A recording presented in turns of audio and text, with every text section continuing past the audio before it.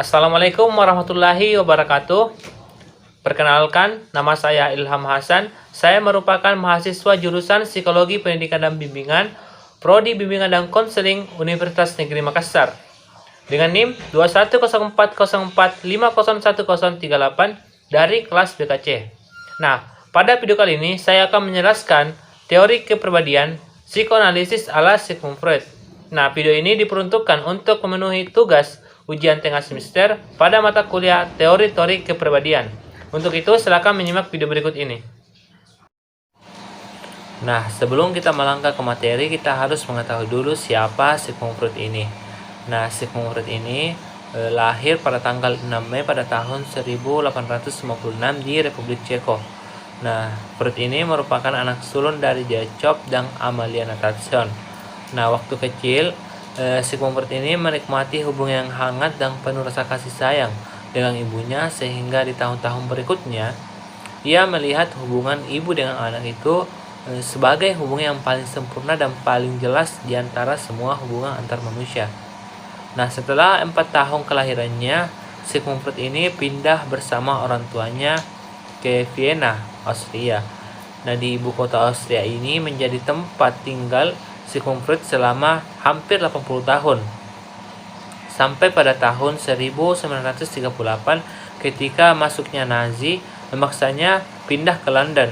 Nah, di London ini merupakan tempat Sigmund Freud menghembuskan napas terakhirnya pada tanggal 23 September 1939. Nah, Sigmund Freud ini merupakan salah satu tokoh yang sangat ternama dalam psikologi. Nah, itulah tadi biografi singkat dari Sigmund Freud. Selanjutnya itu ada hakikat manusia. Ada dua nih, yaitu deterministik dan tujuan hidup manusia. Nah, yang pertama itu, menurut Freud itu manusia itu ditentukan bukan oleh akalnya, imamnya, tidak, tetapi manusia itu ditentukan oleh kekuatan irasional yang tidak ia sadari, dorongan biologis serta dorongan naluri. Jadi, orang itu tidak disetir oleh apa yang ia anggap baik, apa yang ia anggap buruk, tetapi disetir oleh apa yang ia suka dan ia tidak suka. Jadi manusia menurut Sigmund Freud ini, manusia tidak diatur oleh akal, tetapi diatur oleh hatimu. Kamu condong kemana atau kamu cenderung kemana. Yang kedua itu tujuan hidup.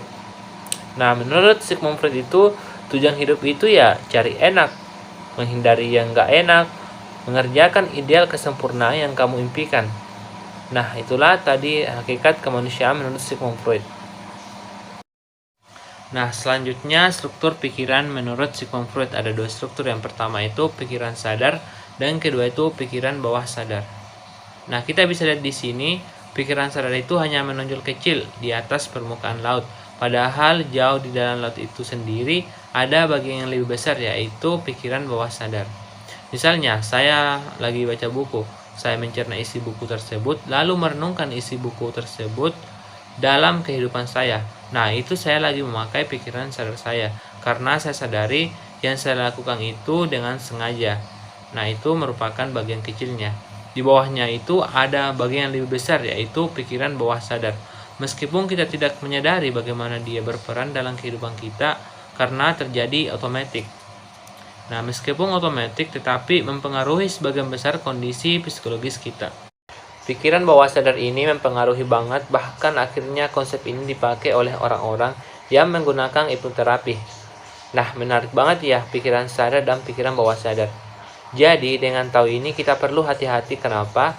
Apa yang kita bengongin, apa yang sering kita ucapkan, apa yang sering kita omongin dalam hati, mungkin kita pikir itu cuma keinginan saya, mungkin itu cuma bengongan saya, tapi hati-hati, ini tidak benar-benar hilang, tetapi masuk ke dalam alam bawah sadar kita. Apa yang sering kita hayalkan, omongkan, pikirkan, itu masuk ke dalam hati. Nah, itulah struktur pikiran dari Sigmund Freud. Selanjutnya ada lagi struktur kepribadian menurut Sigmund Freud. Selanjutnya, struktur kepribadian menurut Sigmund Freud ini ada 3. Yang pertama, id, ego, dan superego. Di mana id, ego, dan superego ini saling berhubungan juga dengan pikiran sadar dan bawah sadar. Yang pertama itu id. Id itu merupakan bagian dari kepribadian kita yang ingin akan kesenangan. yang ingin kepuasan, ya pokoknya menginginkan kepuasan indrawi. Nah, apa itu kepuasan indrawi? Yaitu kesenangan dari indera kita, yaitu mata, telinga, penciuman, hidung, lidah, kulit, pengen makan yang enak, pengen nonton yang bagus, dengar musik yang enak, pegang yang teksturnya halus, lembut. Nah, itu merupakan id. Dan nafsu kita juga merupakan id. Nah, lawan kata dari id ini merupakan superego, yaitu prinsip moral yang biasa dikatakan polisinya. Kan kalau id itu pengen senangnya, pengen puas-puasin diri tanpa peduli aturan-aturan. Nah, superego inilah yang disuruh mentingin aturan daripada id. Meskipun kita punya id, punya keinginan untuk menyenangkan diri, punya keinginan untuk menyenangkan diri kita terus-menerus, tapi kita masih tahu batasan-batasan. Kenapa? Karena masih ada superego, polisinya. Nah, ketika kita nonton film kartun ya, suka ada ya kalau orang lagi berpikir itu ada setan dan malaikat yang ngomong di dalam pikiran dia. Misalnya setannya bilang, ayo lakukan kejahatan itu. Terus malaikatnya bilang, jangan. Nah, itu merupakan id dan superego. Id adalah setannya yang membujuk kita untuk melakukan cara apapun untuk mendapatkan manfaat, kesenangan. Nah, superego adalah malaikatnya yang mengingatkan kita bahwa ada moral loh, ada aturan. Ketika id dan superego ini bisa seimbang, itu bakalan enak. Kita bisa memuaskan kesenangan kita tanpa melanggar aturan. Tetapi kadangkala kan tarik-menarik. Yang id-nya ngotot untuk dipuaskan kesenangannya, yang superegonya juga ngotot nggak boleh. Ketika terjadi konflik antara id dan superego, dan itu tidak terselesaikan, maka akan muncul yang namanya kecemasan. Ya, kita merasa cemas, kita merasa gugup, atau mungkin bisa terjadi karena adanya konflik antara id dan superego. Misalnya, mungkin ketika kita kesal ya dengan seseorang, id akan berbisik kepada kita, tonjok aja, karena apabila kita kesal harus dipuaskan dengan menonjok. Tapi tidak bisa, superego akan menstop kita. Superego akan bicara, jangan, yang kamu tonjok itu adalah teman kamu. Nonjok teman itu tidak pantas. Nanti kamu bertengkar, mungkin bisa terjadi masalah. Nah, id-nya tidak mau meredam itu, tetapi id-nya itu ngotot, ayo tonjok. Dan superego juga bilang jangan. Nah, jadinya tarik-tarikan. Nah, akhirnya apa? Orang itu jadinya mojok, nggak bisa tersalurkan. Id-nya tidak bisa tersalurkan, tapi dia juga tetap kesal. Ya, bagaimanapun juga tetap kesal. Ya, akhirnya dia pendam sendiri, nangis sendiri, cemas, stres, dan gelisah. Akhirnya diperlukan salah satu sosok lagi, yaitu ego, prinsip realitas. Ego ini yang berhadapan langsung dengan dunia luar. Ego yang menyeimbangkan antara id dengan superego. Jadi ego ini tahu, ya udah kesal, emosi itu harus dilampiaskan. Oke, lampiaskannya itu. Tapi kita juga harus menghargai superego. Jangan nonjok orang sembarangan. Kan lampiasinya itu nggak harus nonjok orang itu. Gimana caranya? Mungkin lampiasinya itu adalah pulang ke rumah, lempar bantal, kan emosinya tersalurkan, tetapi tidak melanggar aturan moral. Bisa juga kita melempar bantal tersebut sambil bayangin orang tersebut. Nah, ini bertiga memainkan peranan yang sangat amat penting, di mana id ini umumnya berada di bawah sadar, terus superego itu berada di bawah sadar sama sadar, dan ego itu jelas berada di bagian sadar. Nah, ini merupakan struktur kepribadian menurut Sigmund Freud. Teman-teman, coba kita merenung. Ya, benar di dalam diri kita itu ada 3 sosok. Sosok setannya, sosok malaikatnya, dan sosok penengahnya. Itulah id, ego, dan superego. Nah, yang terakhir adalah pribadi yang sehat. Pribadi yang sehat adalah ketika id, ego, dan superego bekerja sama dalam menciptakan pola perilaku manusia. Id memberikan tuntutan alamiah, ego membatasinya dengan realita, dan superego menambahkan nilai-nilai moral pada setiap tindakan yang akan diambil. Nah, berikutnya contoh implementasi dari teori ini yang akan saya perlihatkan pada tayangan berikut ini. Dede, susahnya itu tugas. Udah jam 9 lagi.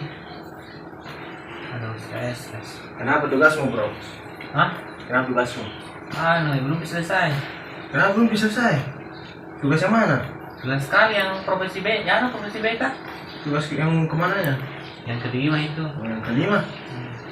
Jadi jam kerja tugas. Langsung ke saya login nih. Login mau juga, main game. Mau main apa? Ayo, langsung ya. Nih. Udah jam berapa nih? Satu game mana? Iya, satu game. Login mau kok? Jangan jadi deh. Kenapa tak jadi? Udah selesai tugasku Aduh. Main mau cover dulu. Kecil. Biar meja main mau cover dulu. Iya, balik. Main begitu kita, Mas. Login mau kok?